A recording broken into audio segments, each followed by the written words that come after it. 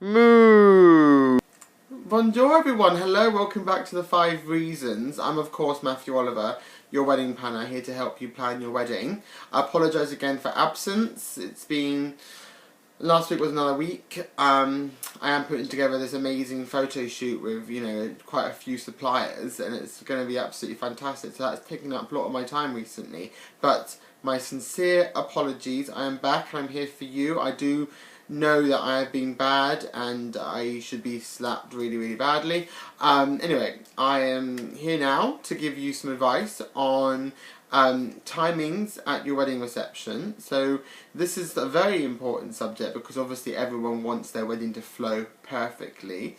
Obviously the ceremony part is a very floaty, beautiful, etiquette affair. Everyone knows that's the place where you're getting married, so there's not really a lot to do there. Obviously you can have timings here and there and do certain activities if you like, so obviously it's your wedding, everything can be personalised around you.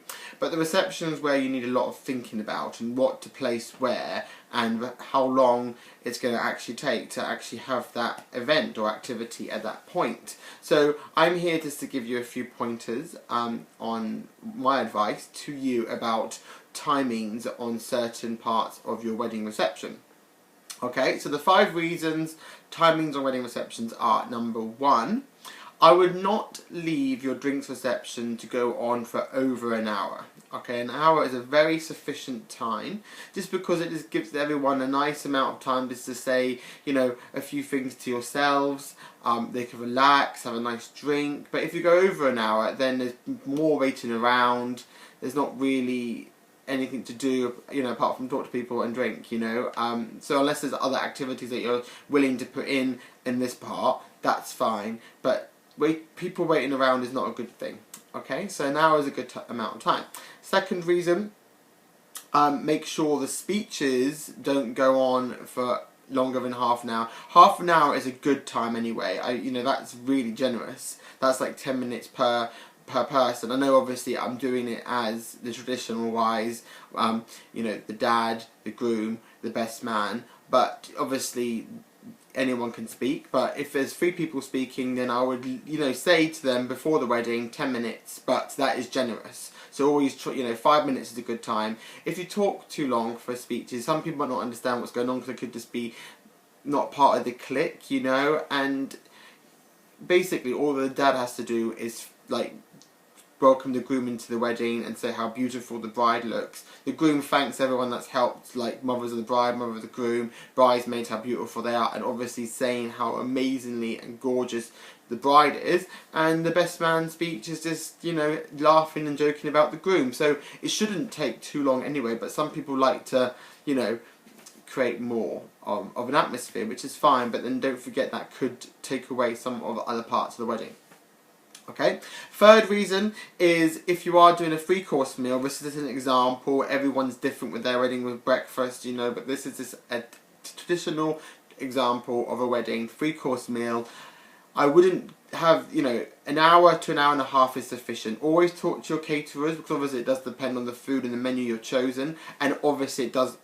Also, another reason is the numbers you have. So if you have got 100 people, an hour is fine. If you've got 300 people, an hour and a half, so because obviously don't forget the amount of people that have to serve to each person, because obviously it's, if you are going the traditional way, it's a 3-course meal which is served to you. So it does depend on that, but an hour to an hour and a half is a sufficient amount of time for your wedding reception, because everyone's going to be different tables. It's nice for everyone to get together, but too long, again, it's people waiting around and it's going to add gaps, which is my 4th reason. No gaps in between anything, okay? Because a gap is horrendous. I hate gaps. Everything has to flow perfectly to the way you want it to flow, because it's your wedding. But again, you don't want any gaps whatsoever, because a gap is a deadly sin in the wedding industry. But everything will be planned to perfection if you're doing it, or you ask someone else, like a friend or family or wedding planner.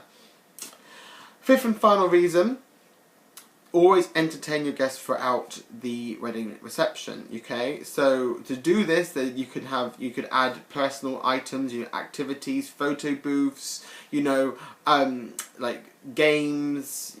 There's loads of different examples you can add, and it's just, you know, obviously you don't have to have any of the ones I mentioned, but just try and keep them entertained, because obviously you've got the evening entertainment as well, disco or a band playing or a DJ, you know.